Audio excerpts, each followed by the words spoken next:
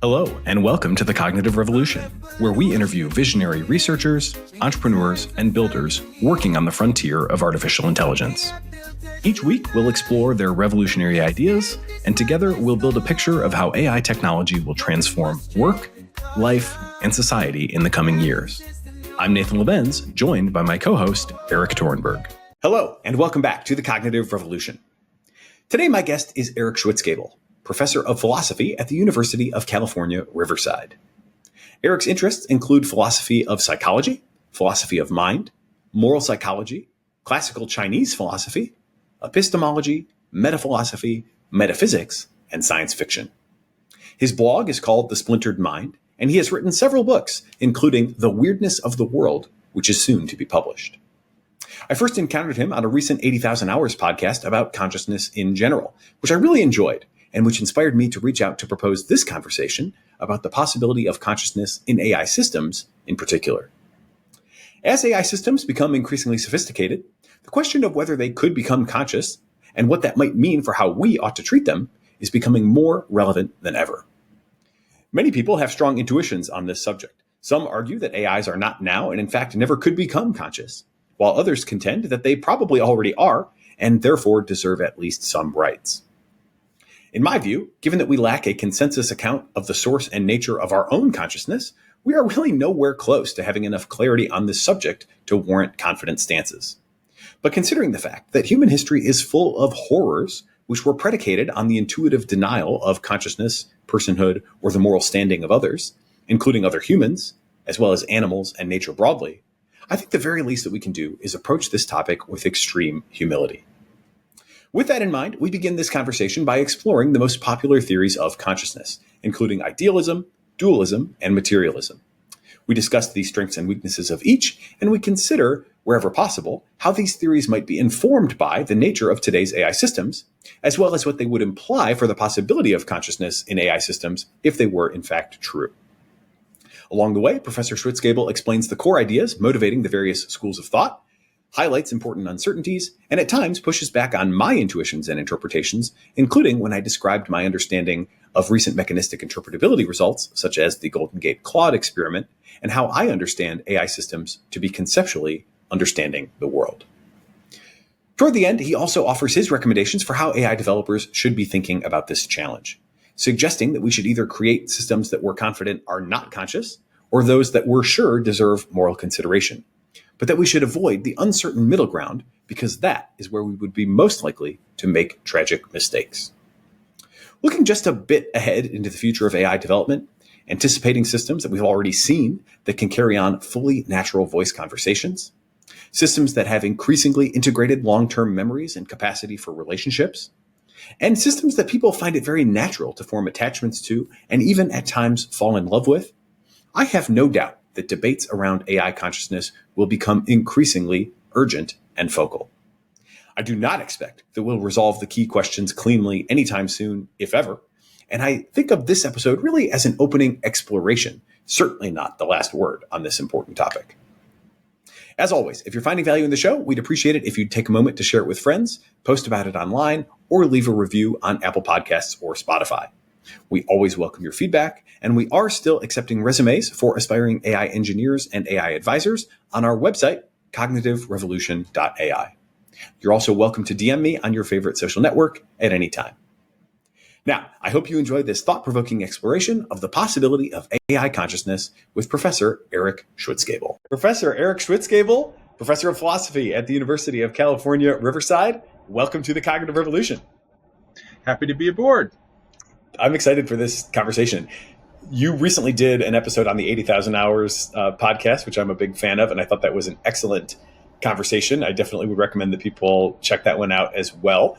But I came away excited because you talked a lot about different theories of consciousness and what consciousness might mean and what sorts of entities might have it, with almost no mention of artificial intelligence. So I said, okay, this is my opportunity to do kind of what I think of as a part two on that original episode and see if we can't shed any light into the possibility of AI consciousness. I think this is going to be a very live issue with a ton of confusion around it over the next couple of years. And anything we can do to even slightly deconfuse ourselves now would be good, although I suspect confusion will remain. Even better, appropriately confuse ourselves if we don't feel sufficiently confused. Yeah, I think... in the Socratic tradition, right? Yeah, I think unfortunately clarity will be hard to come by. Right. I mean, sorry to cut in right away, but one of my main points about artificial intelligence is that we should appropriately be confused. And the people who feel confident that it's going to play out one way or another probably are not epistemically justified in that confidence. Yeah, I totally agree. I guess for starters then, I don't know how much this matters, but when I think of consciousness and when kind of the thing that I'm trying to get at here, the thing that intuitively feels like it matters to me is the idea of that it feels like something to be a certain entity. It feels like something to be me. That's often cited as like the one thing that it's impossible to doubt. And it feels to me like that is maybe the most morally relevant question. I guess another way to put that with a little more color would be, does this thing suffer? Do you feel like that's a good starting place, or would you complicate even that initial motivating definition of what consciousness is? There are a couple hesitations I would put in there in that definition. One is that this phrase, some people find it really intuitive and get the concept right away, but I don't think it's clear to everybody what's intended there. And the other is in the second part of what you were saying, you equated being conscious, i.e. being such that there's something that's like to be you, with the capacity to suffer. And it seems at least conceivable you could have a conscious entity that's not capable of pleasure or suffering. Maybe it just has all emotionally neutral states, and yet there is something that's like to be it. I mean, some people would deny that, but at least at a first pass, it seems like we wouldn't want to exclude that possibility by definition.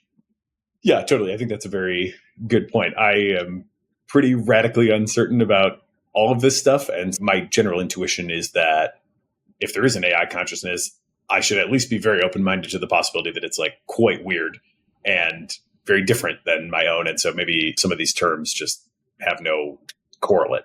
Is there a better version than what it's like to be something? Or do you have a preferred, more intuitive formulation? My preferred way is to define it by example, to define consciousness by example. I think if people like the what it's like phrase and it works for them, I think usually they'll get the right concept that way. But I think it's even more theoretically neutral to invite you to remember that you have experiences of like seeing and touching and feeling pain and feeling emotions. If you close your eyes and picture the route to grandma's house during rush hour, then you've got a kind of experience of that. If you imagine the tune Happy Birthday in your head, then that's an experience you have. And you don't in the same way experience, say, your knowledge that Obama was president in 2010 most of the time. Now maybe you do. That I brought it to mind, but 5 minutes ago, that wasn't part of your experience. The myelination of your axons, release of growth hormones, those aren't part of your experience, even though they're internal and part of your brain. So if you think about what these things have in common, the pain, the emotional experiences, the sensory experiences, the imagery, inner speech, they all have something, I think, pretty obvious in common, that you're unrecalled until now knowledge of Obama being president and the myelination of your axons lack. And it's that obvious thing. That's the referent of consciousness. So I think that's the clearest way to define the term. When you talk about examples, though, I guess one challenge that I have with that is I have a memory of being conscious of being told as a kid that animals are not conscious. I remember an adult telling me that, and this was a friend of my mom's, and she said, everything they do is just instinct. They're not conscious. And right. I accepted that for a while as a kid. And it was years later where I was like, wait a second. I took that one comment that I don't think was actually justified at all and took it on board as part of my worldview for quite some time until finally I realized I don't have a good reason to believe that.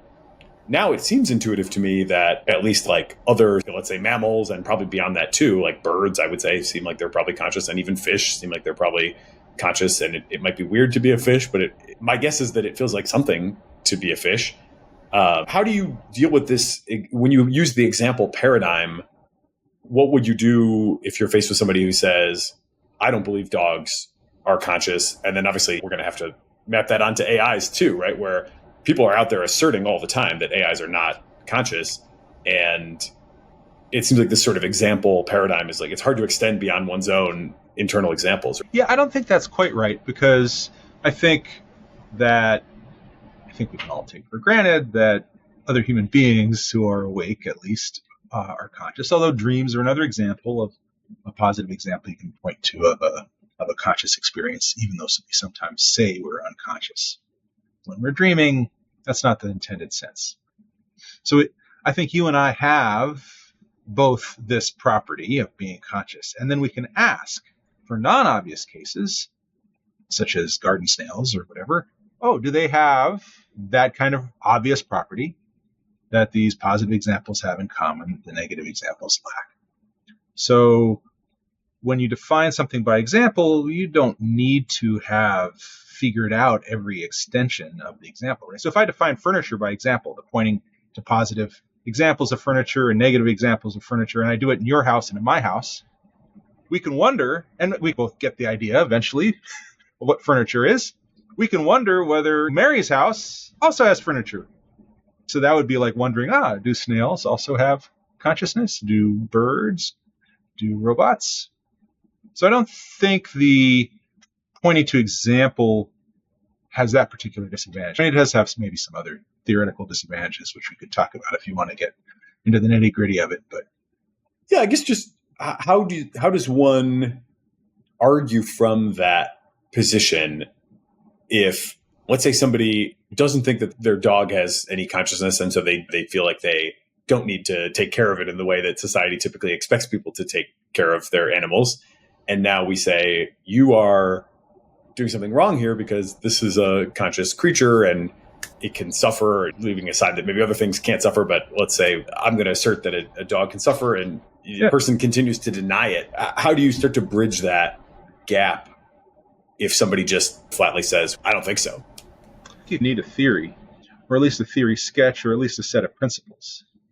Right? Famous philosopher Rene Descartes was rumored to have, probably did not actually, throw a cat out of a window, a second-story window, asserting that non-human animals are mere machines that don't actually have what we would now call conscious experiences. And you can see how this would fit with a certain kind of worldview, right? So if you think that in order to be conscious, you need to have an immaterial soul, a soul. And if you think that all things with souls have afterlives and end up either in heaven or hell or whatever, right? So if you accept a certain kind of, say, religious Christian and other theology, then you might be committed to saying, dogs can't have souls because there isn't really dog heaven and dog hell. And if souls are the locus of consciousness, then dogs have to be mere machines. So I think someone who is attracted to that view, like Descartes was, is going to have some theoretical grounds for thinking, look, even though it might seem intuitive to say that a dog or a cat has experiences, has consciousness in the sense that we just tried to articulate, maybe they don't really. Maybe they're just really cleverly made machines by God. I think if you're going to defend the consciousness of, say, our closest mammalian relatives, the first thing you need to do is undercut that kind of theory. Once you undercut that kind of theory and you say, hey, look, there's no immaterial soul, we're naturally evolved beings, we're very closely related to dogs and chimpanzees and all that, right? Then it becomes much more natural to think that they also have. So I want to get into the kind of main theories in just a second. I guess just before we do, just to get a sense of your own intuition, how far do you tend to think, do you think of it as a yes-no question, or do you think of it as a gradient, some sort of something that can have measure to it? And take your own like garden snail example, what's your best guess as to the consciousness or lack thereof of, say, a garden snail? I really don't know. I use garden snail as an example. I've written a paper and a book chapter, 2 book chapters actually, on garden snails specifically, so I know a fair bit about their behavior and biology and cognitive powers. And I think that we don't know whether they have experiences like we do. And it's a good thing to recognize that we don't know. Some people will, like maybe your mom, just think it's obvious that they don't. Other people will think that it's obvious that they do. If you ask experts on snail biology, they diverge too. Or I was talking to one snail expert, because I was interviewing snail experts since I was doing the research for these papers, right? One said, hey, look, they're just like basically complicated plants. They don't have any consciousness.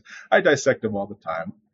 And another one that I talked to said, I think that snails have all kinds of rich conscious experiences of a world around them that's revealed mainly through olfaction and taste. The snail researchers don't know. I don't think the consciousness theorists know. If you have a certain theory of consciousness where you need immaterial souls, it seems a lot to think that snails would have souls. If you have another kind of theory, then it might seem straightforward to you that snails would have consciousness, but we don't know which theory of consciousness is correct. It's part of our problem. And that's what's going to be the problem, I think, when we start thinking about AI cases. Hey, we'll continue our interview in a moment after a word from our sponsors. AI might be the most important new computer technology ever. It's storming every industry, and literally billions of dollars are being invested. So buckle up.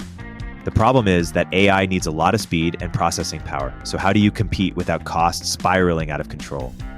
It's time to upgrade to the next generation of the cloud, Oracle Cloud Infrastructure, or OCI. OCI is a single platform for your infrastructure, database, application development, and AI needs.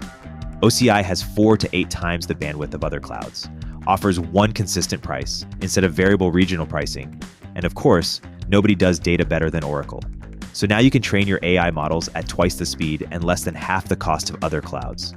If you want to do more and spend less like Uber, 8x8, and Databricks Mosaic, take a free test drive of OCI at oracle.com/cognitive. That's oracle.com/cognitive. Oracle.com/cognitive. This episode of The Cognitive Revolution is sponsored by the Brave Search API. You may know of Brave as an alternative to Chrome, but did you know that Brave has its own independent search engine powered by its own 20 billion page index of the web? The Brave Search API gives developers reliable and affordable access to programmable web search, auto-suggest, spell check, and more. With flexible plans for all types of use cases, from RAG search to automated business intelligence. On top of that, it's up to 3 times cheaper than Bing, all without compromising on quality, speed, or reliability. Over 700 businesses, including Cohere, Chegg, and Kagi, rely on the Brave Search API, and a recent survey showed that 94% of customers would recommend it to their peers. To start building apps with the power of the web, sign up at brave.com/API and get up to 5,000 free monthly calls.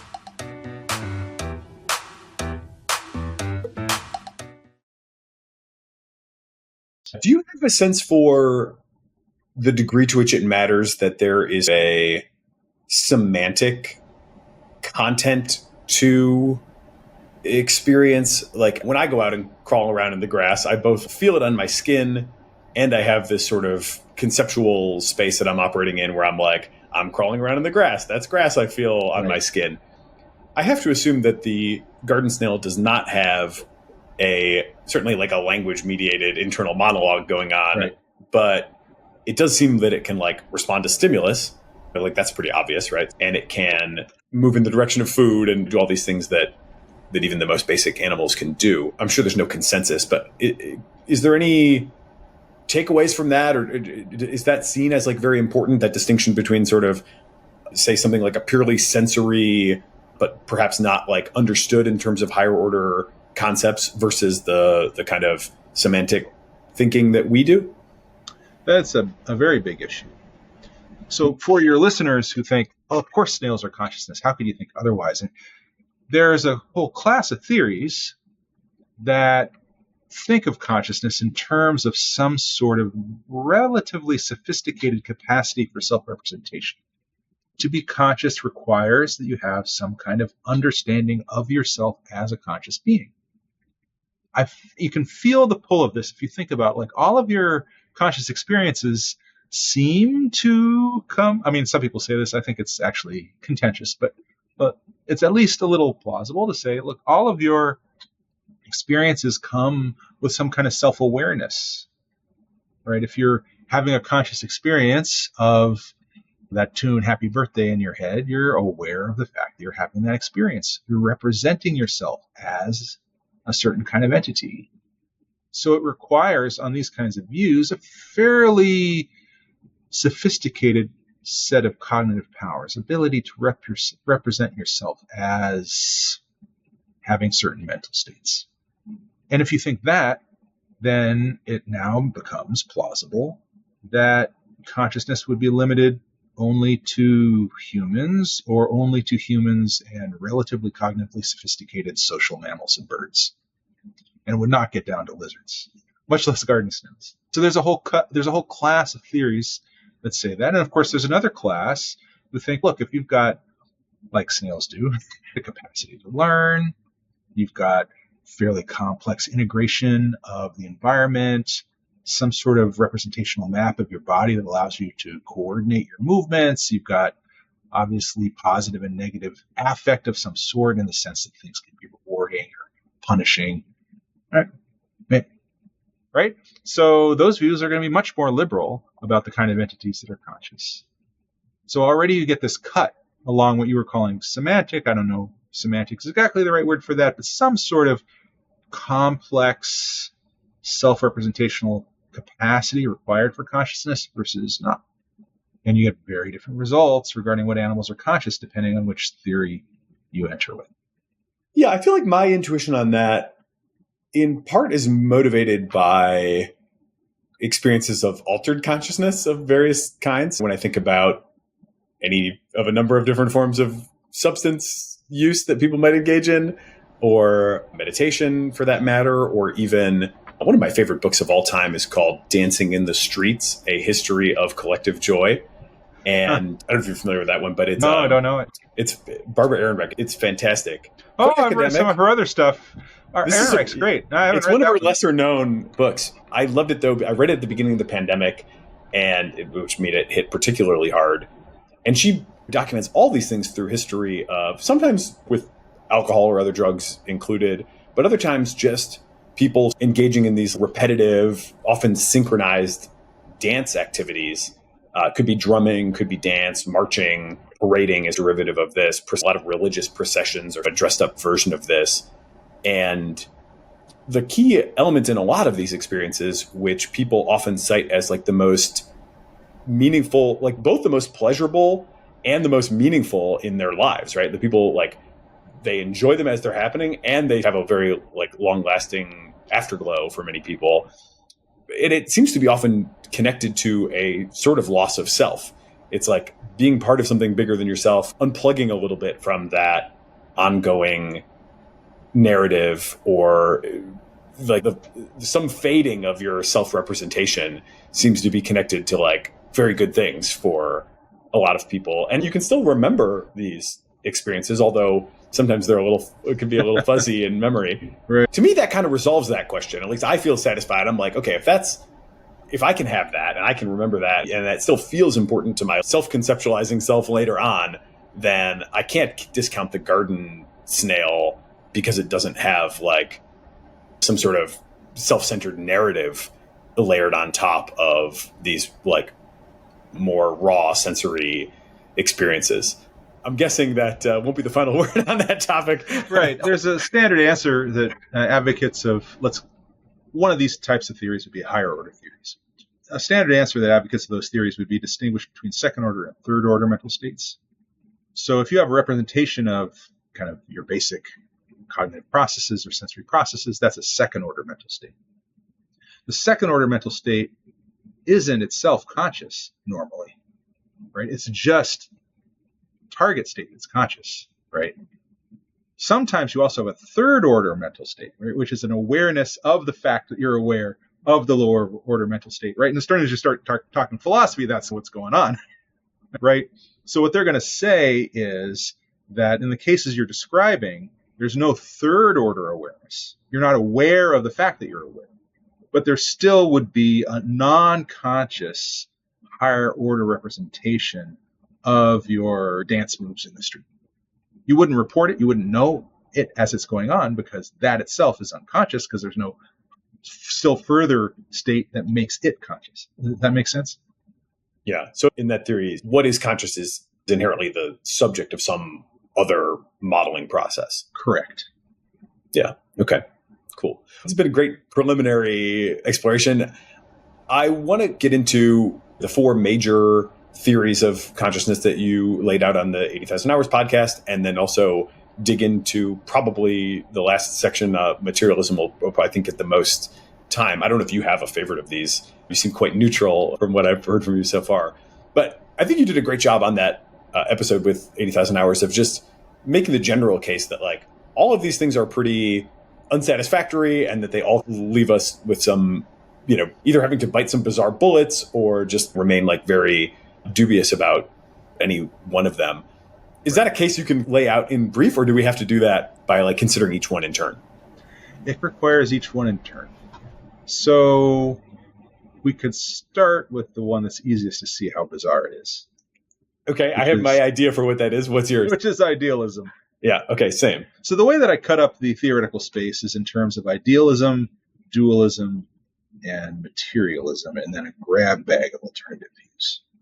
So the idealist says there are immaterial souls. Nothing else is fundamentally real. The material world itself is just a kind of a shared illusion, so to speak, although they wouldn't call it an illusion. Right? We all have experiences that are coordinated maybe by God, right? And the only reality that things have is by virtue of being part of someone's experience. That's the idealist view.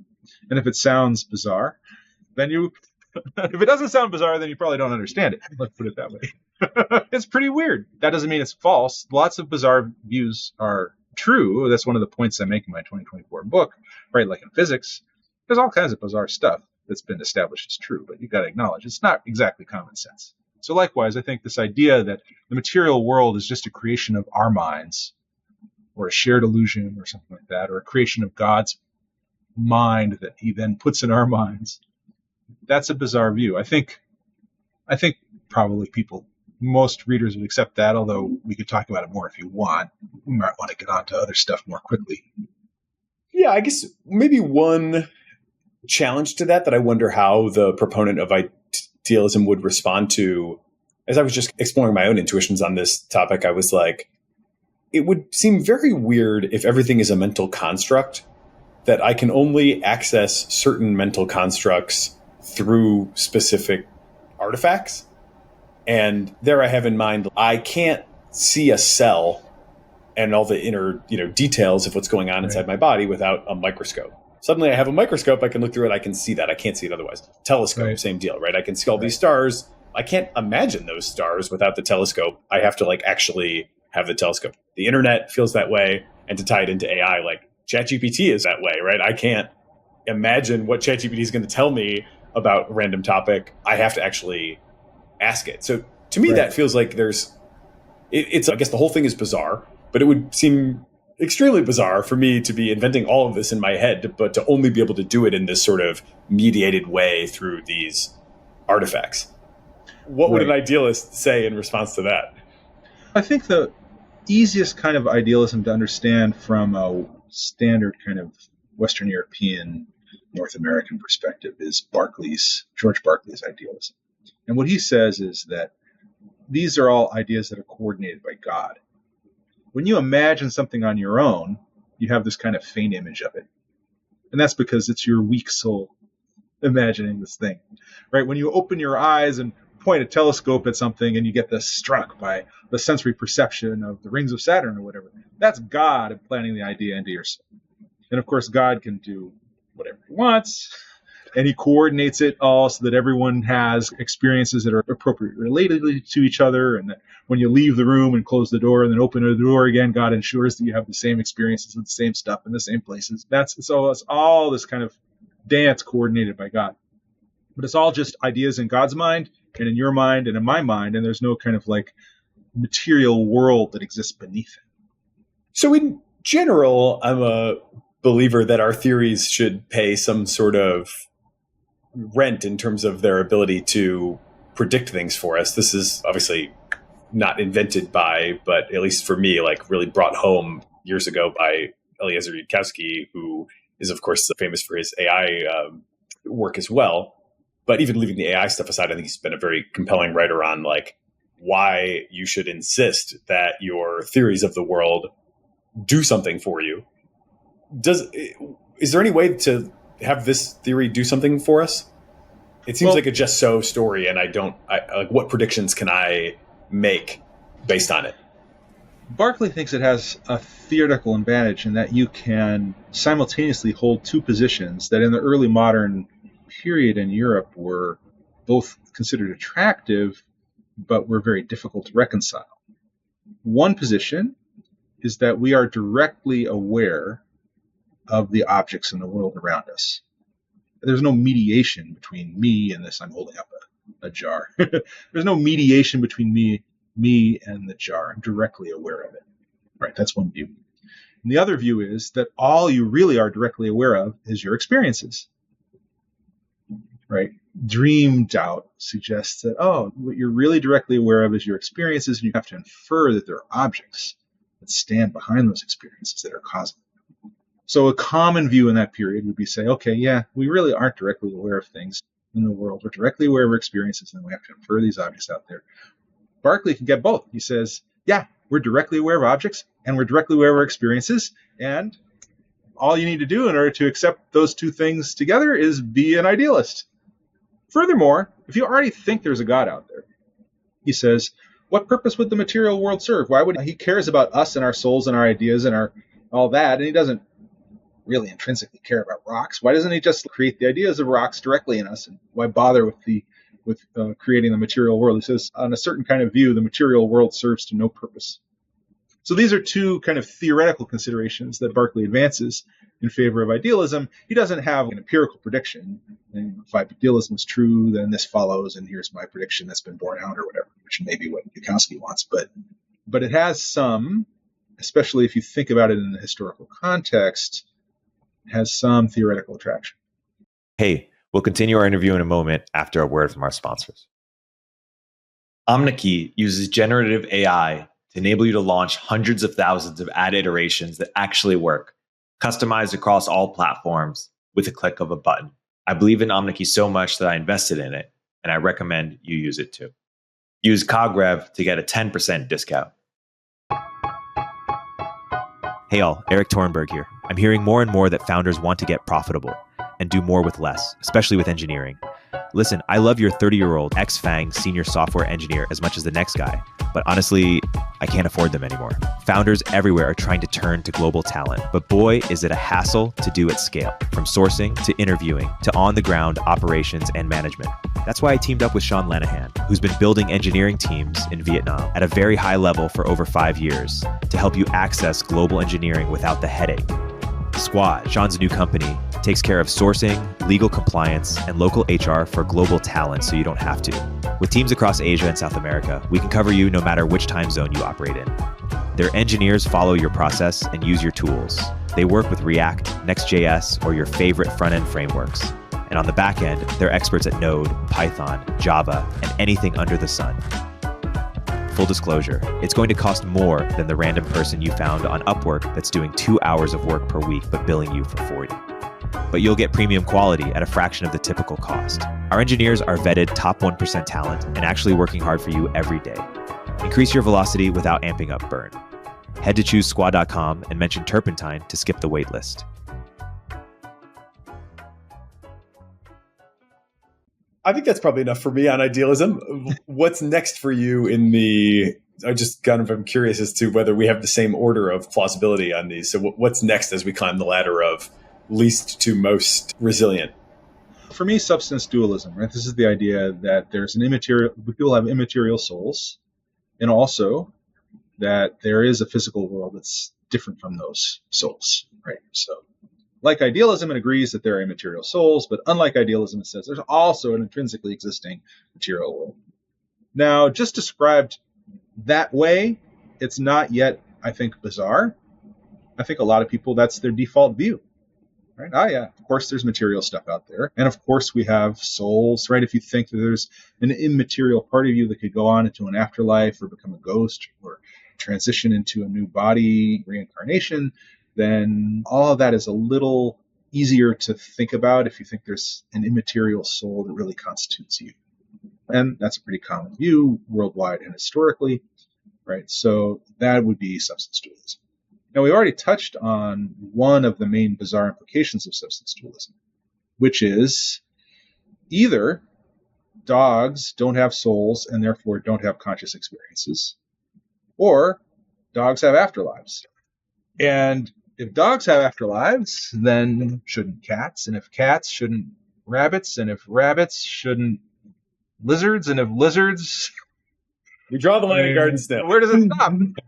The only real natural stopping place for this kind of view is to say humans, and that's it, right? Once you start talking about animals, you got this kind of smooth gradation, basically, and it's just there's not going to be a natural place to stop. It would be weird to draw a bright line and say, toads of this genus, they've got afterlives and immaterial souls, and toads of this genus, although they're very physiologically similar, right? They're just material stuff, right? That'd be weird anywhere you draw the line other than basically between humans and everything else, right? But that's pretty bizarre, right? Especially in art currently, I think there's been more and more of a tendency to regard non-human animals as capable of conscious experience and to see ourselves as intimately relied to them, or intimately related to them. So you kind of have to bite some bullets. You end up with a similar kind of slippery slope problem if you think about in terms of evolutionary history. Right, okay, when did the soul pop in? Was it Homo erectus? So Homo habilis didn't have souls, but Homo erectus does. You get the same kind of problem, right? So if you go that way, the most natural thing to do is to take a certain kind of package, where there's an immaterial soul that comes in exactly at conception. There is no evolutionary history. We were created beings in a young Earth, and there's a bright line basically between all humans and everything else. And although there are definitely people who accept that view, it's, I'd say, a minority view in this culture.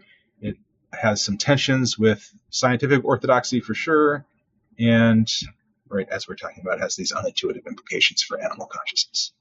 So that's, again, like idealism. I'm not saying that we know that it's false for sure, substance dualism, but you do have to bite some bullets, as philosophers say, or accept some pretty unintuitive consequences, except that there's some bizarrenesses in the view.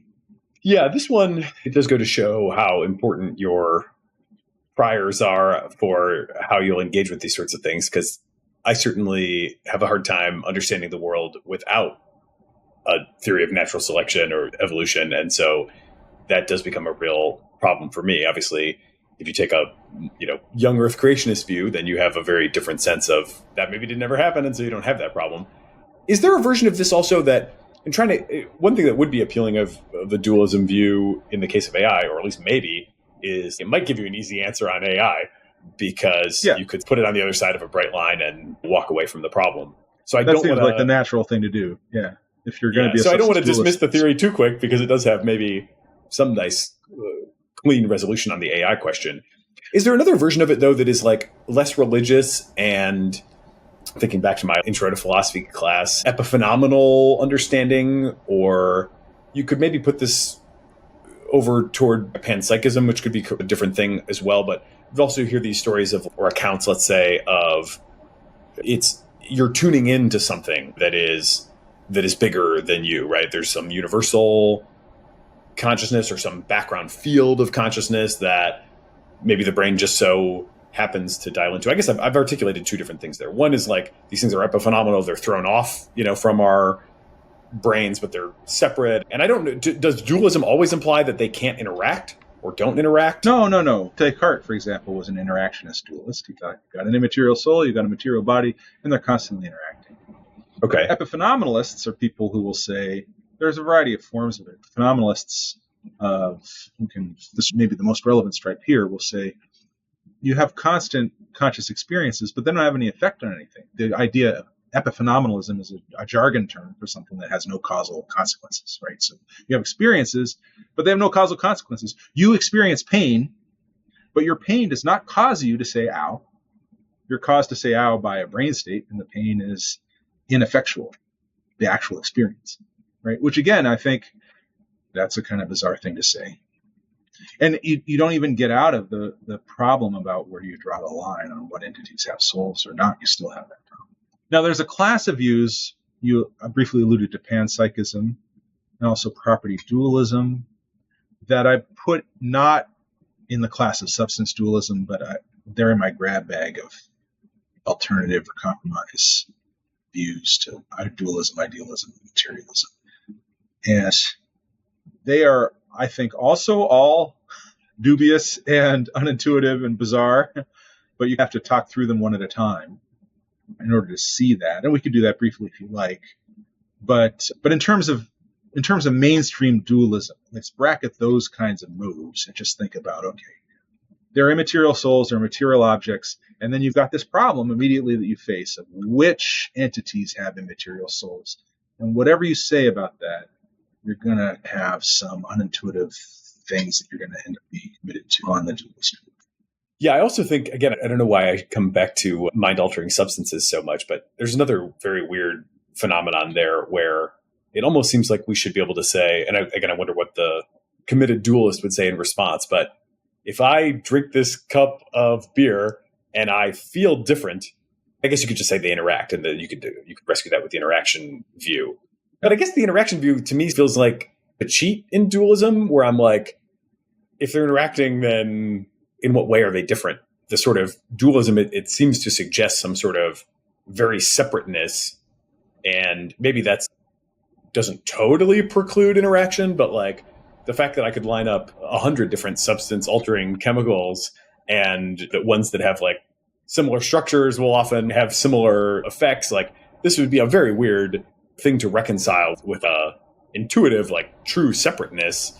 And then if you're back to they can interact, then I'm just like, okay, then what exactly are you claiming when you're saying they're so different in the first place?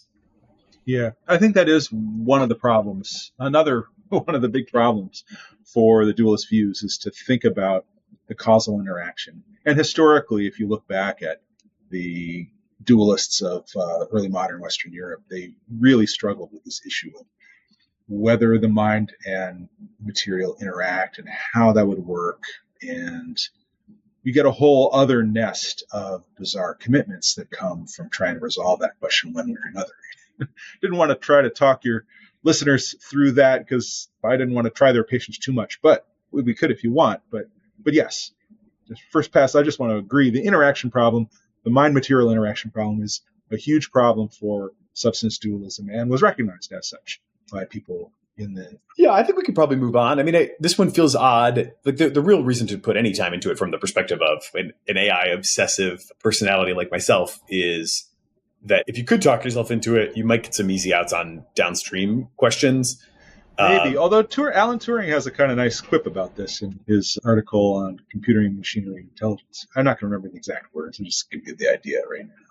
So what if you are a substance dualist, right? If you think that God instills souls in humans, why not think that God would still a soul in a robot too?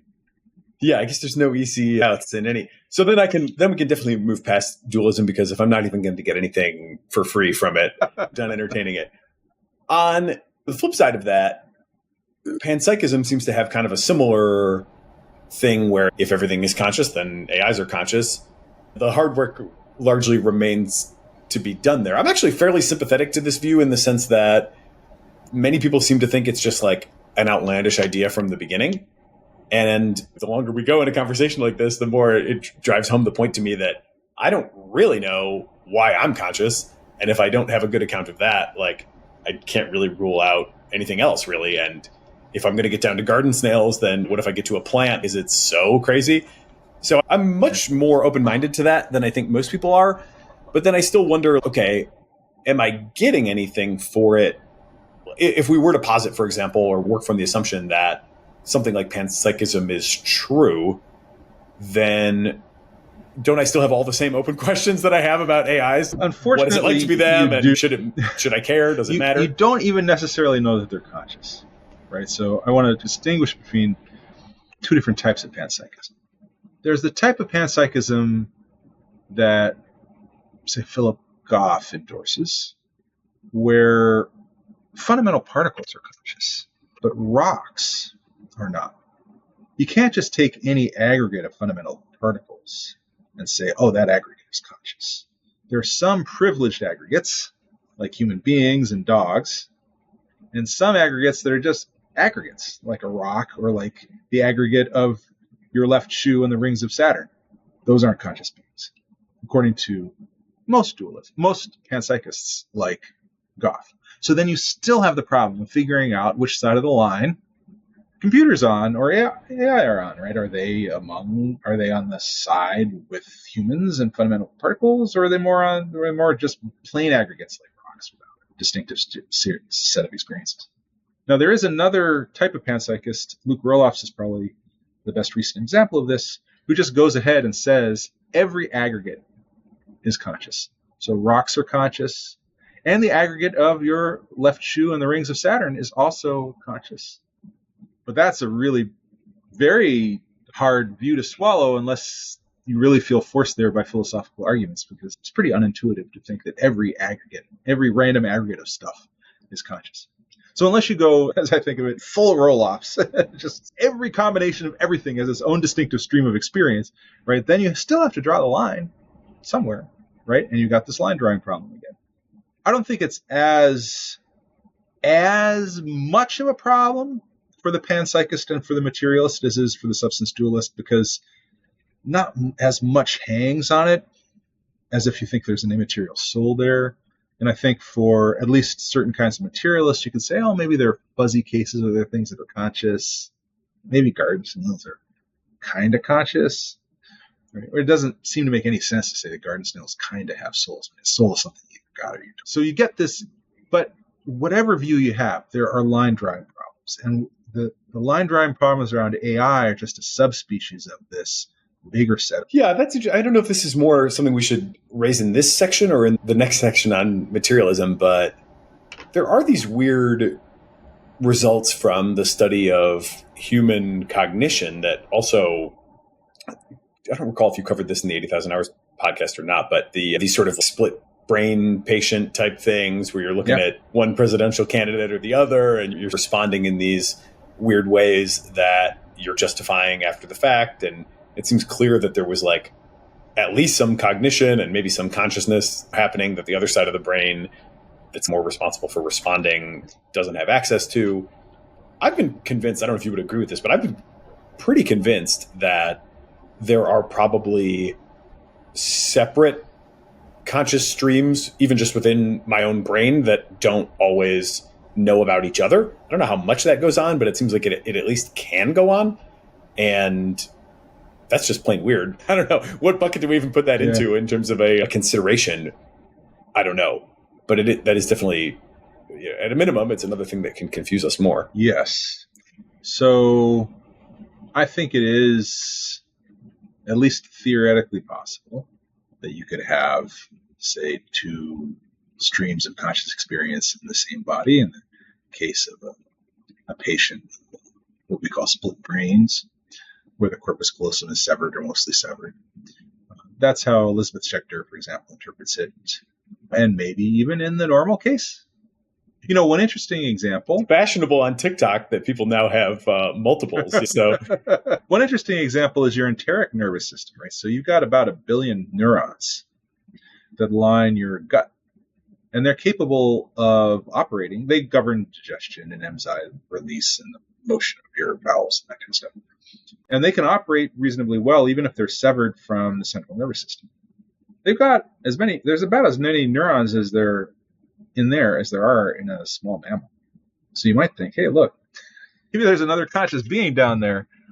Yeah, we even see echoes of this in our language, right? And the idea, of course, that you know something in your gut is I don't want to be too literal about that, but it is at least suggestive. And I do think that corresponds to something that people feel in meaningful ways. Also, always think about the observation that like the ancient Greeks, for example, thought that the core of their self was in the heart, if I recall correctly. We tend to locate it in the head, but they intuitively felt like the most them part was the heart. It was disputed. Aristotle said that, but Plato didn't. I see. Okay. But in ancient China, it was much more clearly orthodox. So the point still stands, even though I'm not sure ancient Greece is the best example of that. But yeah, so in ancient China, it was generally thought that the heart was the organ of cognition and emotion. And in fact, if you look at Chinese characters, a lot of them use the character for heart. Most of the characters that trace back to ancient China that have to do with cognition and emotion have a little heart radical in them. So they actually refer to the heart directly in the character. Fascinating. Okay, so I think we're finally getting around to materialism. Yeah. My basic argument for materialism, and I wonder if you would sign on to this or your own version, but it basically seems to me that none of these other theories are very compelling. Materialism is still going to leave us a lot of questions unanswered, but it at least allows us to sort of put this into the same bin of mysteries where many other mysteries go, where we're like, we don't have a good account of it, but one day we might get there, and potentially we can figure out what's happening. So this is to say there's like probably nothing magical or godly or outside what can, in the fullness of time, be explained. We just don't know how to explain it yet. And then we can propose candidate theories within that general worldview. Is that your basic worldview too? If I had to choose among the various theories, I would probably choose materialism, but not with a high credence. Maybe with about a 50% credence. Give me 50% credence in materialism and 50% in all the others combined. I think we haven't talked about two of my favorite alternatives, materialism, which belong to this grab bag of possibilities, and both of them are rather more technical and difficult to understand. But maybe it would be helpful to just gesture it. One of them is property dualism. So the most famous advocate of this is David Chalmers. He says that there are not two types of substances, a mental substance and a material substance, but rather there's just one kind of substance, but it has some mental properties and some material properties. At least some of these substances do, like humans. But the mental properties and the material properties are not identical to each other. So it is a pretty naturalistic view in the sense that you don't need immaterial souls. You can be all in with evolution and an old Earth and and all that kind of stuff. It's just that mental properties are not reducible to physical properties. So that's property dualism, and I think it's not my favorite position, but I think it's not totally implausible, and it has, to some extent, maybe not quite as much, some of the naturalistic appeal that you just discussed. And another alternative position that I like is transcendental idealism. So this is different from the kind of idealism I started with. So the name is a little bit unfortunate, but it goes back to Immanuel Kant. Immanuel Kant says, I'm going to give you a simplified version of it. Kant himself is really hard to understand, but I think the simplified version also counts as transcendental idealism. You don't have to be a Kantian specifically in order to be a transcendentalist. Right?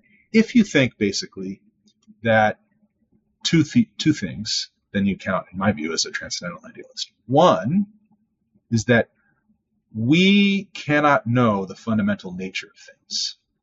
What things are fundamentally composed of, that is beyond our capacity to know. That's thesis one. Thesis two is that space, as we experience it, is in fact a construction of our own minds. If you think those two things, then you don't think that space is a fundamental feature of things as they are in themselves, to use Kant's phrase. Instead, you think it's a construction of our minds. Right? And that puts you away from any kind of materialist view, I think, because materialists are going to say, look, space is a fundamental nature in the fundamental nature of things. Or maybe if you have a certain kind of unorthodox physics, you might say, space falls out of some more fundamental stuff. But that more fundamental stuff isn't a construction of our minds, right? It's information or strings or whatever at the fundamental. one way of warming up to the idea of Kantian transcendental idealism is to think about the possibility that we live inside a simulation.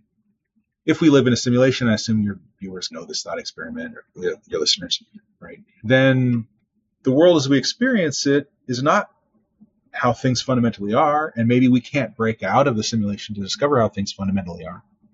And space might just be how we happen to interact with these fundamental things rather than being really the fundamental stuff. So again, that's, in my view, a little bit less simple and elegant view in a way than materialism, but I think it has its attractions also. So when I say I got a 50% credence in materialism and 50% in the rest, I want to make sure that I'm including property dualism and transcendental idealism in this basket of the rest. Yeah, I guess I'm not even sure where the distinction necessarily comes in there, or at least it feels like I could fold those into my kind of high level notion of this is something that could be explained, but we, haven't figured out how to explain it yet. I guess when I think about like space, okay, there's space time. I think the satellites work, right? And we can get like mundane day-to-day utility out of general relativity. And so there's clearly something very weird happening with space-time relative to our baseline intuitions. Yeah. And so if you were to say, okay, can we, really perceive the true nature of things? It seems like we can't, even just on that space-time level. We walk around with the knowledge that our intuitive physics is not the whole of physics. So yeah, I can't access directly root nature, whatever that most ground level nature is. But it still feels like I can fold that into a materialism story where I would say, and here's where I'm going to do a parallel between humans and AIs. My general sense of life, and humans in particular, is that we have evolved through time and that we've been selected for our ability to reproduce. And it seems like whatever consciousness is doing, it's probably got to be playing some role in our ability to successfully reproduce. It would be extremely weird to have something that seems so fundamental, if you buy the story that we're the products of a natural selection process. It would seem extremely weird to have something that seems so fundamental that has no connection to the thing that we have been optimized for. Similarly, on the AI side, with language models these days, there's a lot of talk of emergence and a lot of debate as to exactly what that means.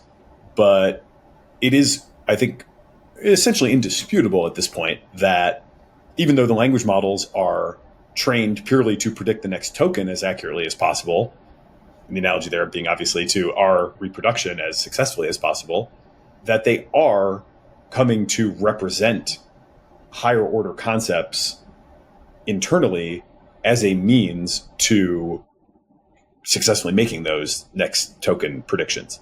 So I see these are on like quite distinct tracks. The optimization goal is different. Obviously, the substance of what we are, the actual atoms that we're made of, is like very different. It seems like there is something that I want to see as analogous, where it seems like our consciousness must be doing something to advance the goal that we're all historically captive to. And these concepts that are emerging in the AIs seem to be a sort of similar phenomenon. That to me says that the consciousness has to be useful. We would be less able to navigate the world if we didn't have it. I feel like I can get to more than half. You're still only at half though. Yeah. I have multiple thoughts about that. So one is, it's certainly not consensus that large language models are representing the world. They're doing things that are natural for us to interpret as representing the world. There's definitely a perspective out there that I take seriously that says they're just mimicking or parroting. They're very good mimics. I would hesitate a little bit there. Another source of hesitation is just to note the panpsychist is going to say, consciousness is fundamental. It doesn't need to serve a function if it's fundamental. It just already exists. Gravity doesn't serve a function. It just always exists. And then I guess a third reaction is, framed as an argument against transcendental idealism. I guess I have two thoughts. One is that all of that is compatible with transcendental idealism. The transcendental idealist does not have to deny that consciousness has a function, that there's an evolutionary history. All they have to say is that the fundamental nature of things is not spatial, and spatiality comes from us instead, and it's fundamentally unknowable. Right? So there are going to be patterns somehow in the fundamental reality, and our existence, continued existence, is going to rely on our behaving in ways that kind of fit well with those patterns, so to speak.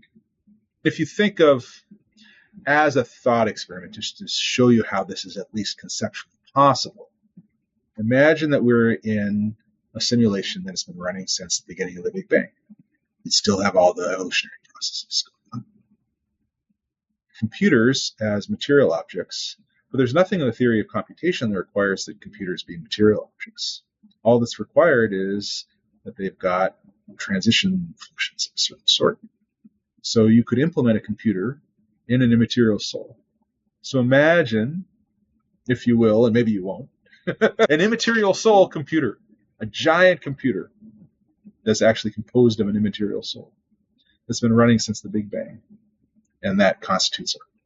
I'm not saying this is a likely view, but this just, I think, illustrates that it is not logically impossible to think that fundamental reality might be not material, and nonetheless, everything that you said about evolution and function is true. That does start to feel pretty weird. I'm not sure how to locate the however many huge number of generations going back to early life within a giant immaterial soul computer. I've wrapped one mystery in a much bigger, weirder mystery at that point. That's the fun of plotting. I do want to go toward a little bit more kind of practical, because I do think in society we are going to have a very live debate in the near future with pretty practical consequences around what is permissible to do with these AI systems and what status should they have, so on and so forth. One comment on the sort of conceptual representations within large language models. I think this is moving really quickly, and by no means are like all the questions answered, but I do think there's been a ton of progress in the nascent field of mechanistic interpretability that does give us pretty good grounding. And for me, I always think about usable in engineering, right? Like when I really try to ground this stuff out and I'm like, okay, this has been a fun thought experiment, but like, where can I really ground this out? I'm like, the satellites work, GPS works. There's something there that's like much harder to argue with than kind of other sorts of things, because systems depend on this stuff. Unless the whole thing is a hallucination. Bracketing, like super weird. The fact that the satellites work, like that gives me confidence. In the context of the language models, a really interesting recent experiment you may have seen was called Golden Gate Claude. Have you seen that? No, I haven't seen that one.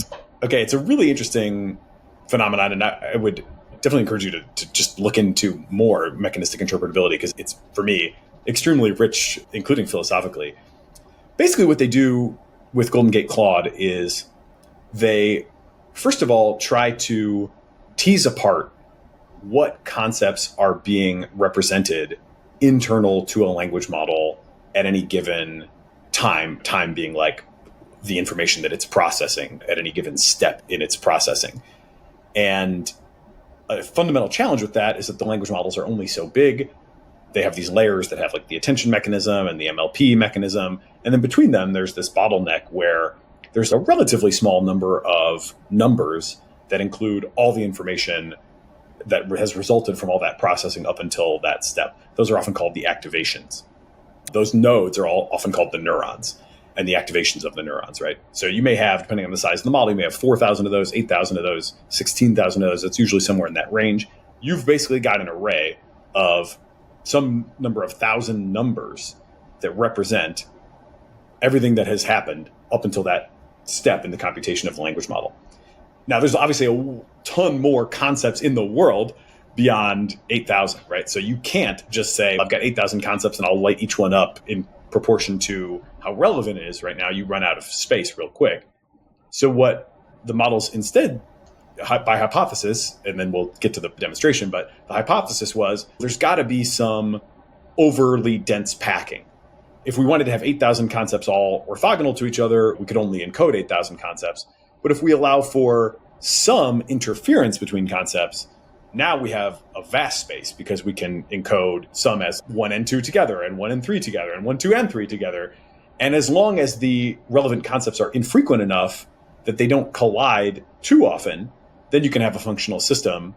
Although you can also have really weird stuff where if you do bring two concepts that usually don't appear together at the same time, then you can get these like weird interferences. So that was all, hypothesis theoretical work until relatively recently. They trained an auxiliary model. This work was done at Anthropic. It's becoming quite, popular, and there's like open source versions, and it's blowing up in the field right now. But Anthropic has been the leader. They trained what's called a sparse autoencoder, which is something that is meant to unpack the concepts from their like dense state and the 8,000 numbers or whatever into a sparse representation that may be millions wide. And they do this by projecting out to this super wide space and then projecting back. So the two pressures that they put on the sparse autoencoder is that one, it has to be sparse, like they only allow it to light up, or they put a penalty on it so it will only light up a few of those many millions of neurons at the same time. And then it also has to be able to reconstruct back to the original form so that it can be like at least mostly functional. There's usually some degradation of function. Anyway, okay, after all of that, you've got all these different millions of sparse concepts. Then you can look through and see what concepts cause an individual position in this millions wide thing to light up. And if you can see something that appears to be like a coherent pattern among inputs that cause that thing to light up, then you can say, okay, that seems to be the thing that corresponds to this concept in the world. And so the demo that they did was Golden Gate Bridge. They found a concept out of the many millions that seemed to be the Golden Gate Bridge concept. And then the great advantage of language models, certainly relative to human brains, is you can monkey around with them in all kinds of weird ways very freely. And so they created a version of Claude, the language model that they serve to the public, where synthetically they take that one dimension of Golden Gate and turn it up artificially. And then no matter what you talk to it about, it seemed to want to talk to you back about the Golden Gate Bridge. So if you asked it for an example of a math problem, it would naturally use the Golden Gate Bridge as the subject of that sample math problem. So you could still have like reasonably coherent conversations with it, but it's always circling back to the Golden Gate Bridge because this one dimension has just been jacked up. Yeah. And so all of that is to say that it now is getting to the point where it is like usable in engineering to create like an end user experience, that there do seem to be these concepts represented that are like intuitively recognizable to us, and that we have enough control over that we can actually say, okay, I'm now going to engineer this back into a system and create something that is like quite distinctive, but in a predictable way based on our ability to decode those concepts. Why does that matter? Because that would be like maybe the closest thing to a sort of sense of the thing is thinking about. I'm like thinking higher order thoughts as I go through this monologue, and then I'm like spitting out one word at a time. And my words are like, they're forming at the end of that process. And the argument, I think pretty compellingly at this point, is that the language models are doing something similar, where there are at any given time, like potentially quite a lot of different higher order concepts that are interacting. And then it's usually in the last couple of layers that seems to be like cashed out into a concrete prediction that can actually be emitted and interpreted. So certainly one could make, philosophical objections to that still, but I do find myself like pretty compelled by the usability in engineering that does achieve. And so then that makes me think, okay, under what materialist theory of consciousness would I still want to separate the AIs from humans if we are like analogous on that level? We have, again, very different atoms, very different training objectives. But if there's that level of similarity, where there's these higher order concepts interacting in some, way that I can't fully access, but yet I keep spitting out relevant next tokens, and we can see something similar happening there, then I feel like geez, I got to take pretty seriously the possibility that this thing might indeed be conscious. So that's one of my longer monologues in show history. But what's your reaction to all that? I do think we should take it seriously. I think it's an open question to what extent these things would count as concepts. So if you think about the basic network, what you've got is you've got a set of relations in a kind of abstract space. And yeah, you can unpack those relations into a million node wide sparse vector if you want. But essentially you're talking about, oh, look, this word or token tends to co-occur with this token. It's a really complex version of that, right? So it's at root, it's a model or network of associations among tokens.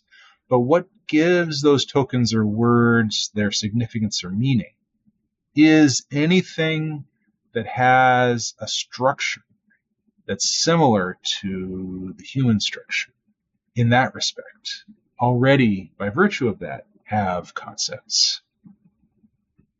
Need to be tied to the world in a certain kind of way, or tied to experience in a certain kind of way, right? So you've got a complex structure of co-activation relations. What if you took that same complex structure and instead of attaching it to human text inputs and human text outputs, you attached it to pixels?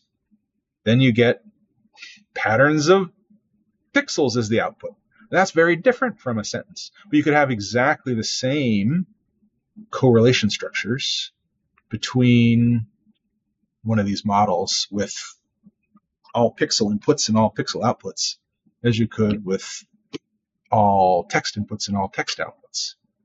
Yeah, interestingly, that is, by the way, about to launch widely from OpenAI. Their latest model, GPT-4o, which they demonstrated back in May and are just now putting in front of users outside the company for the first time.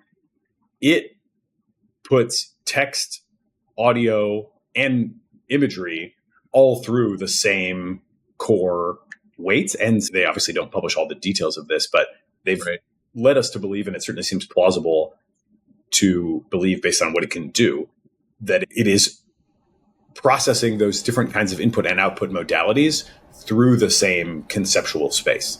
In other words, the word snow and a picture of snow would give rise to the same concept activations in the middle, even though you're in different modalities on the input.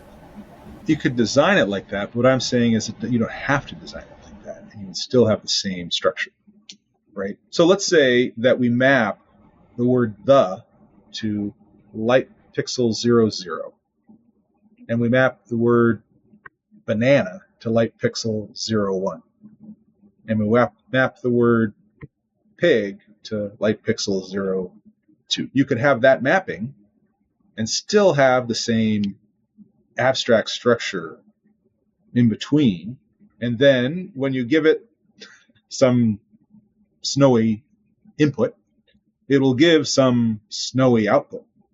You can take that same structure, and if you hook it to the input-output relations very differently, then suddenly it looks just like a mess, complex mess. So is the intuition that you're driving at there one of like robustness? I mean, it's definitely the case that the AIs are way less robust to strange inputs. It feels like where I was taking you to be going is that I have some sort of additional like filter of coherence where if I get just like super strange mess in, I just say stop or turn away from it, and like they don't. So you could that's maybe not at all that what I'm as saying, yeah. Okay. So that's not at all what I'm saying. Try me again. If you take the same mathematical structure that you hook on to this input text token, that output text token, and you hook it on to something very different, then you'll get an uninterpretable mess. That's the core idea. It's not that they lack in robustness, which is another interesting type of critique. This is a more fundamental critique, and I'm not sure that I totally buy it, but I just want to put this in there as a respectable source of skepticism, right? Which is, I don't want to turn this into Searle's Chinese room, but it's more in that direction. The idea is you've got a really complex structure that you feed it one thing and it does something complex and it outputs another thing. But what that structure means, what it counts as its concepts, seems on this way of thinking about things is going to be somehow intrinsically tied to how it's connected to the world. Here's a really stupid, simple example. You can take the same thing that measures pressure, and you can call it a barometer, or you can call it an altimeter. It measures how much atmospheric pressure is there going on. And if you assume that you're at constant elevation, then what it's measuring is the humidity level. And if you assume there's constant humidity, then what it's measuring is the elevation. It's the same simple physical device. But what it means depends on the context in which it's being used.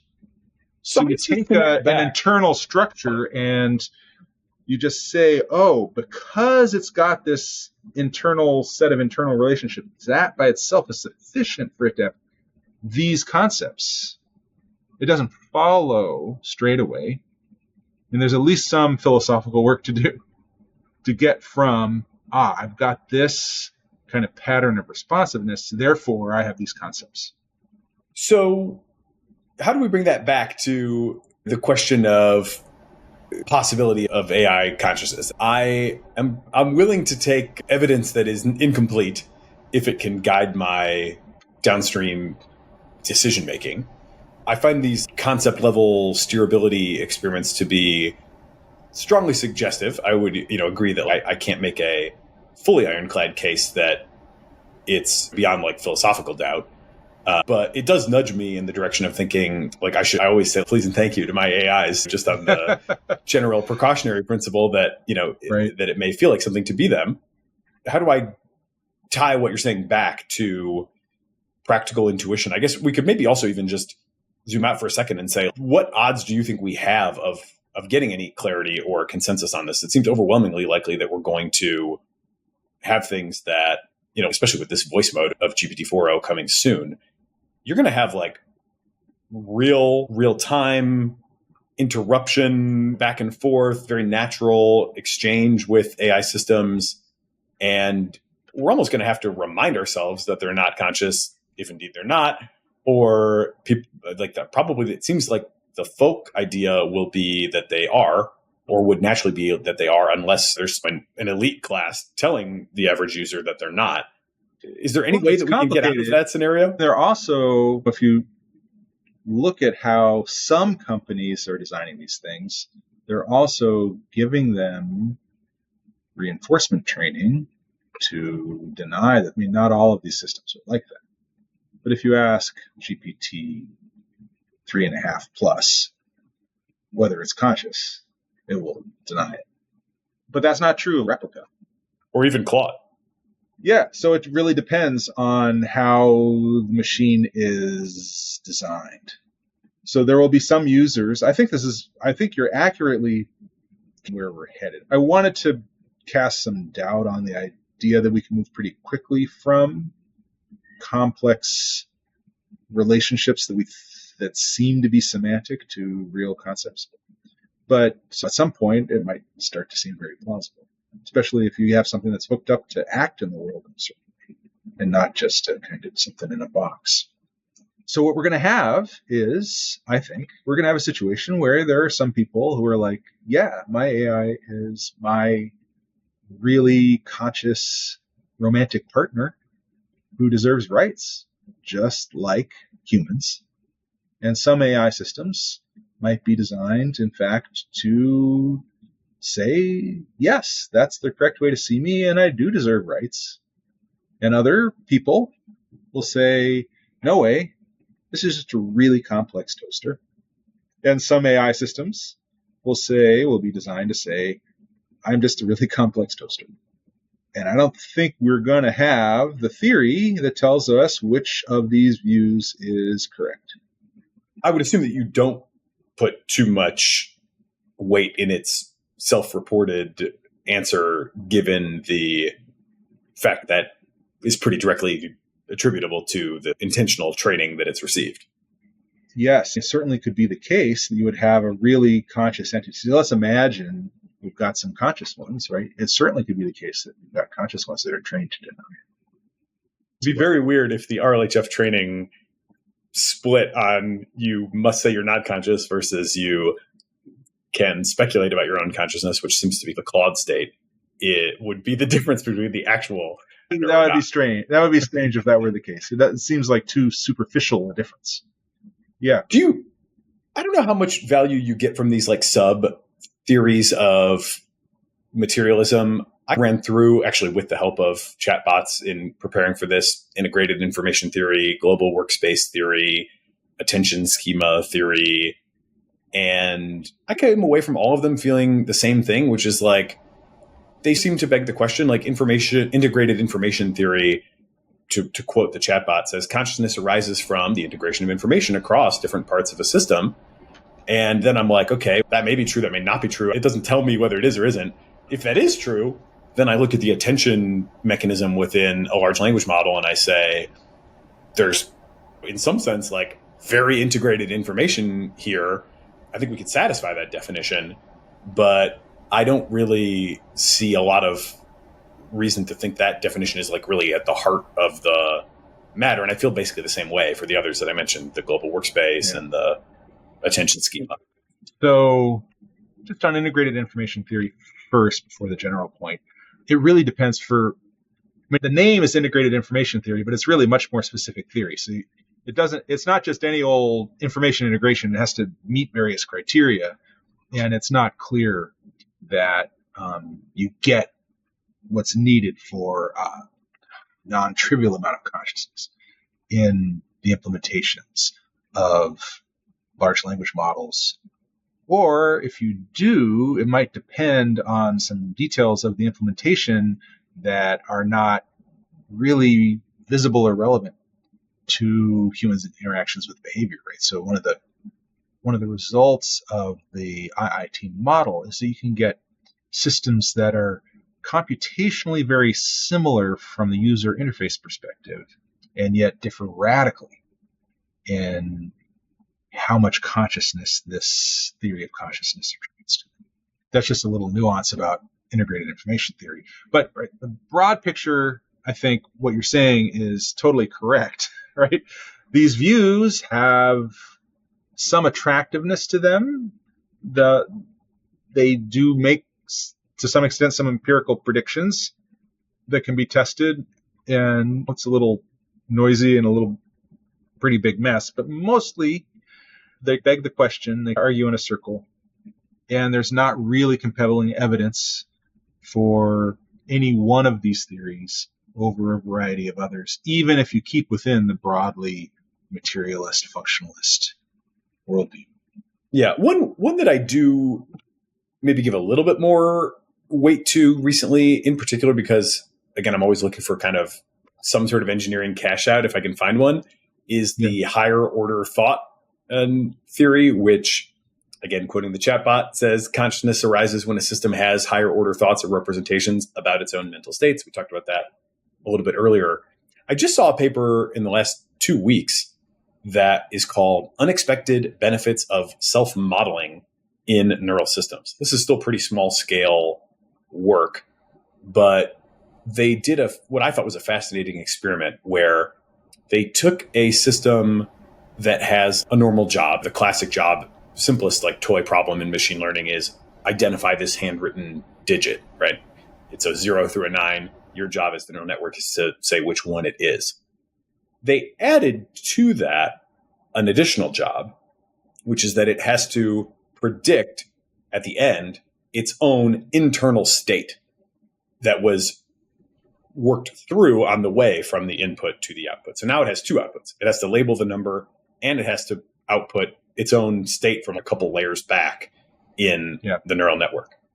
And the way that they set this up was that it could work toward that goal in two ways, effectively. One is it could learn there's additional weights at the end that kind of project from the last layer into this prediction of its own internal state. But then also the internal state could get easier to predict. And the fascinating discovery of this, admittedly, like very small scale work so far, was that it was able to predict its internal state and also to continue to do the job of identifying the number. But part of the way that was achieved is that the internal states seem to get simpler. And they measure that in like mathematical ways, which I honestly don't fully understand. You can see on the graph that there's a lower complexity value for these ones that have this self-modeling component. And so they theorize from that, maybe this is a function of self-modeling, is that it can create a feedback loop where our internal structures that are actually responsible for doing the object level thing have this sort of pressure to be a little more elegant, a little bit more sparse, maybe a little bit more robust, because they are also like subject to this self-modeling mechanism. And that at least starts to tell the beginning of a story of utility from consciousness that I honestly hadn't heard before. You may have heard something, I'm sure you have, so heard something very similar, maybe from a different origin. But do you find that sort of analysis compelling? I think that's interesting. It's interesting from an engineering perspective, but it also relates to consciousness. And it relates to the point we were discussing earlier in a certain kind of way that I want to highlight, right? So my understanding of how current large language models work is that they don't have that kind of self-representation of what's going on in their space. I mean, they feed all the tokens into the next token output as long as you're in the context window or whatever, but you don't have a kind of recursive self-monitoring layer that's then feeding back into the system. But maybe that's an architecturally interesting thing, and it sounds a little bit like a higher order self-representation, which relates to certain kinds of views of consciousness. So you might think, hey, look, so here's a possibility, right? All the stuff you were talking about when we were talking about the really complex seeming representations, that's possible without that higher order loop. But maybe it's that higher order loop that's where the magic of consciousness is happening. So could you be getting really complex behavior that's not conscious until it's got this something extra in it? I'm not saying that's right. I'm not saying that's wrong, but a quick move from, oh, it's got complex, seemingly semantic relationships to, oh, therefore it's conscious like us. That's one kind of way of seeing how, even from within your own perspective, you might say, look, yeah, that's a little quick. Maybe there's something else that's necessary. Or if you think about human beings, we can do pretty complex things without consciousness. I mean, when you choose, even just moving around, yeah. I mean, it's even just moving around. How much happens without explicit? Or when you make a pun or a quip really quick, there was some non-conscious processing going on in you that gave you that exact funny thing to say. That wasn't your conscious part that did that. That was the non-conscious part of you that came up with that. That came up with that joke. It takes for there to be complex patterns of behavior. And what it takes for consciousness seems like they got to be related in some ways, but it might not be a simple one-to-one relationship that you might think there would be at a first pass. Yeah. I don't seek even I don't expect to get, and I don't really even feel like I'm looking for a confident assertion of consciousness. I think I take a pretty precautionary approach. I wonder what you would, as we start to maybe transition from a lot of speculation into, I don't know if you'd be so bold as to give some advice to the community, but my sense is if there's like even reasonably good reasons to think that there's enough similarity here, or I see enough analogy that I'm at least inspired to imagine that these things might be conscious, then I start to think from there, like the long history of denying the personhood of other actual people is also starts to come into play. And I'm like, I just feel like we should probably be more cautious than not. And I don't know if this is too far for you to sign on to, but what would your gut instinct be, or how would you advise developers of AIs or even just users of AIs to model this for themselves, given that we're not going to have, at least it doesn't seem like we're going to have, rock solid answer, but yet we still have to like move through the world? There are two different kinds of precaution, and I definitely advocate one kind. Let's say that you have a system and you don't know whether it's conscious enough to really merit serious consideration. One kind of precaution would be to say, let's not design systems like that, because they put us in the dilemma of having systems that we don't know what the ethically correct way to treat them is. I advocate that. I call that the design policy of the excluded middle. So I've advocated this in a couple articles with Mark Garson. So what we do is either create systems that we know are not meaningfully conscious, sentient, rights deserving, and then treat them as the ordinary tools that they are, or go all the way to creating things that we really know that they deserve moral consideration, and then give them the moral consideration that they're due. If we have systems in between that, we face really, I think, a tragic dilemma. And the dilemma is a choice between precaution in the sense that you just described, not the kind of precaution that I just advocated, and a different kind of view, right? So if you say, hey, look, here's a thing, we don't know whether it's conscious or not, we don't know whether it's really a right-deserving thing or not. As long as there's some doubt, let's treat it as though it is, which is precautionary in a certain way. That whenever you treat something as having rights, then you're committed to making sacrifices on its behalf. Just as a toy example, there's a fire. In one room, there's a human who's definitely conscious and rights deserving. In the other room are two language models. Two GPUs. Yeah, that's... You have a justified 15% credence that they're conscious and rights deserving. If you treat them as though, if they might be conscious, then you got to treat them as though they're fully conscious and rights deserving. There's a gap between conscious and rights deserving, which we were so late in this program, I don't want to get into that. So let's just assume that they go. But then you got to let that human die. But if it turns out what you think 85% likely is the case, that those are just like basically complex toasters, then that's a tragedy. Or if you think in terms of existential risk, right? One of the ways that people who are concerned about existential risk argue that we should be very cautious with our treatment of advanced AI. If we treat advanced AI as though it has rights, then we can't be cautious in the same way. Arguably, to keep it in a box would be imprisonment. To run it in a simulation would be fraud.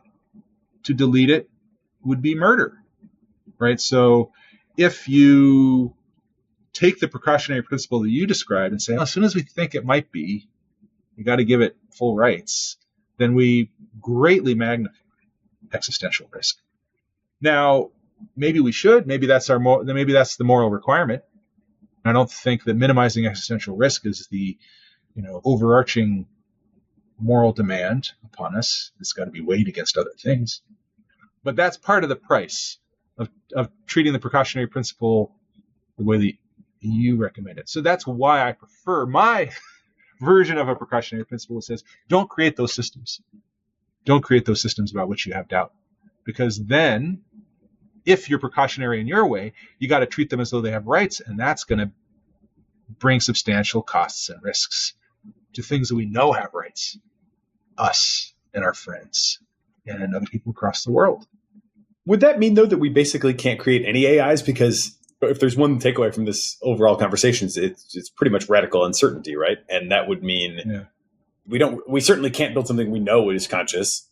And I think we've made a pretty good case that we shouldn't be very confident that anything we create, especially if it's sophisticated, is definitely not conscious. It seems like the middle is like very wide in this analysis, right? The middle is very wide. So I do think it creates substantial limitations on engineering progress. However, I will say that we recommend the design policy of the excluded middle as a defeasible policy, not as an exceptionless moral demand.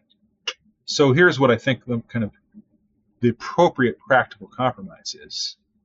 What you do is you allow cutting-edge researchers to create models about whom there's substantial uncertainty, but you do it in a way so that they maybe then have precaution in your sense of treating those models very carefully. You make sure that it's done in environments where treating those models carefully is not going to have high risk of bad consequences. Otherwise, you don't engage in that engineering project.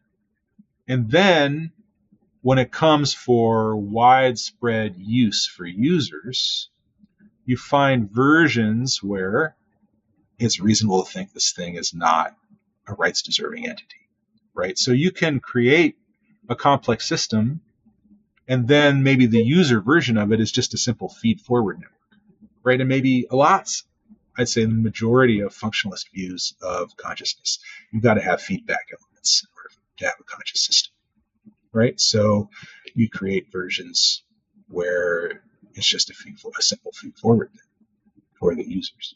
So you can still do certain kinds of engineering tasks in a careful way, but you don't want to broadly available in environments that will create risk if people get attached and are precautionary in your sense for wide use.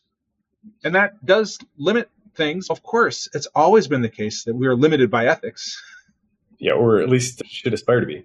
Do you think there's an analogy here to, and some people, of course, would object to this notion, but I'm thinking of like ethical farming. I think of cows and I'm like, I think cows are probably conscious. I think the well-being of the cow probably matters, like how we treat it matters.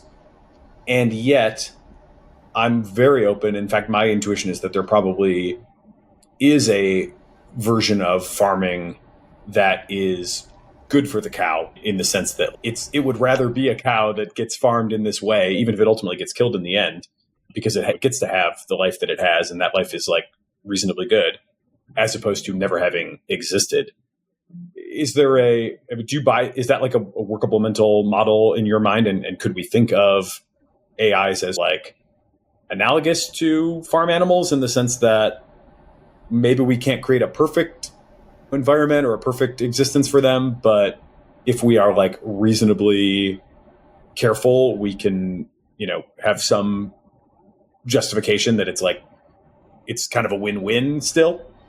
I would be very careful with that. So you might be right about animals, but if we're starting to talk about something with human grade capacities, intelligence, consciousness, moral standing, that kind of principle can lead to very obnoxious results. So here's a thought experiment. Anna and Vijay decide to have a child. They treat the child well until the child's 9th birthday. On its 9th birthday, they're like, you know what? I think we'd rather have a boat. We don't want to pay child rearing expenses in perpetuity for this to age 18 for this entity. And we can't find anyone else to take care of him, so we'll just kill him painlessly. Now, the child had a worthwhile existence. If in some sense you gave the child, hey, would you rather have never existed versus having had 9 happy years? Maybe the child would reasonably say, oh, well, I'd rather have 9 happy years. But still, of course, that's morally heinous for Anna and Vijay to have done. When you create something that has a moral standing like a human, whatever constitutes that, which is a really complex question, then you create something for which the appropriate test of how it should be treated is not, would it rather not exist than have this existence? You create something instead that ought to be treated as an equal, a peer, like a child. You have obligations to it like a parent has to a child. So I think there's one of the risks in the kind of thinking that you're talking about is the risk of creating kind of excessively disposable and excessively subservient slave entities who would still rather exist than not exist. And you crank up their hedons or whatever, make them happy. Maybe they love nothing more than to serve you. But there's something obnoxious in that, I think. Yeah, it's a brave new world, to say the least. That might be a great note to end on, a sobering note of caution. And I do recognize we've stayed longer than I expected us to say. So I appreciate all your time and patience with all my questions.